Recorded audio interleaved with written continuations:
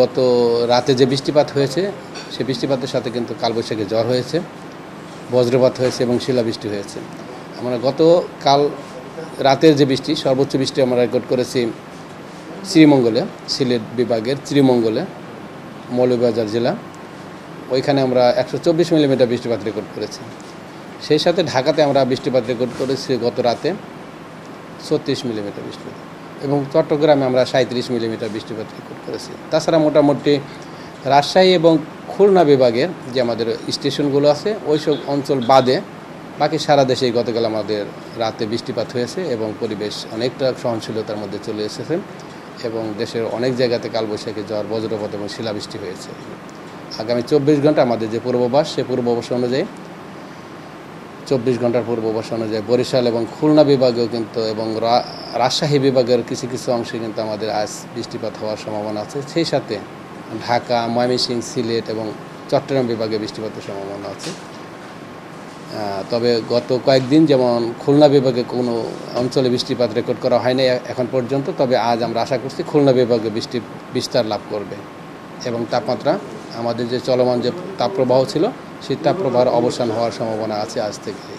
এবং এই বৃষ্টির প্রবণতা ধারাবাহিকতা মোটামুটি এই মাসে 11 বা 12 তারিখ পর্যন্ত অব্যাহত থাকবে, বিচ্ছিন্নভাবে হলো। সে হিসেবে আমরা কিন্তু গতকাল আমরা একটি কালবৈশাখী ঝড়ের আমরা অ্যালার্ট মেসেজ জারি করেছি। সেই মেসেজ অনুযায়ী কিন্তু আগামী 72 ঘন্টায় দেশে বিচ্ছিন্নভাবে কালবৈশাখী ঝড়, দমকা হওয়া, জড়ো হওয়া, বজ্র ঝড় এবং শিলাবৃষ্টি হওয়ার সম্ভাবনা আছে।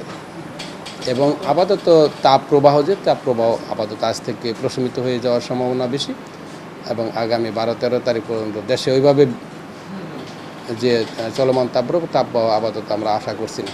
গতকাল কিন্তু বৃষ্টির প্রবণতা অনেক অঞ্চল জুড়ে ছিল, অনেক অঞ্চল জুড়ে হয়েছে এবং বাতাসও হয়েছে সেভাবে, এবং বজ্রপাত এবং শিলাবৃষ্টি হয়েছে সমস্ত অঞ্চলগুলো দিয়ে আর কি। একমাত্র খুলনা বিভাগ এবং রাজশাহী বিভাগে গতকাল বৃষ্টিপাত হয়নি, তাছাড়া দেশের অন্য অঞ্চলগুলোতে কিন্তু বৃষ্টিপাত হয়েছে। বিদায় কিন্তু পরিবেশটাকে অনেক শীতল করেছে। তবে এই সময় কিন্তু প্রচুর বজ্রঝড় হয়ে থাকে, বজ্রপাত হয়ে থাকে এবং শিলাবৃষ্টি হয়ে থাকে। এই বজ্রপাত থেকে কিন্তু আমাদের দেশে অনেক প্রাণহানি ঘটে থাকে। সেই জন্য বজ্রপাত থেকে আমাদের রক্ষা করতে হলে আমাদেরকে এই সময়ের জন্য হলেও নিরাপদ আশ্রয় থাকতে হবে।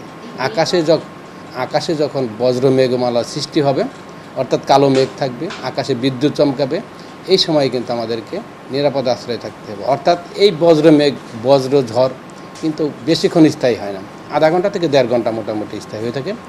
এই সময়টুকুর জন্য আমাদেরকে নিরাপদ আশ্রয় থাকতে হবে, তা নাহলে কিন্তু আমাদের বজ্রঝড়ে কিন্তু প্রাণহানির আশঙ্কা থেকে যায়। এখন পর্যন্ত আমাদের যে পূর্বাভাস, সেই পূর্বাভাস অনুযায়ী কিন্তু মে মাসে মোটামুটি স্বাভাবিক বৃষ্টিপাতের সম্ভাবনাই বেশি।